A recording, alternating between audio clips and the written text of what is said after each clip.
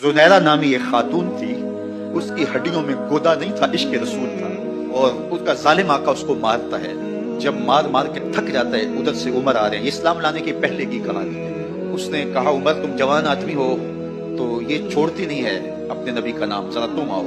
उमर कोड़ा पकड़ लेता है, उसे मारते और फिर गले के अंदर डाल करके कोड़ा उसकी रस्सी को बल देते और उसकी आंखें बाहर निकल आती हैं और कहते हैं, बुला अपने नबी को जो तेरी आंखों की बेनाई वापस करे। तो उसने आसमान की तरफ मुंह करके कहा, मालिक मैं कभी भी आंखों की बेनाई ना मांगती, लेकिन अब तेरे नबी की इज्जत का सवाल है।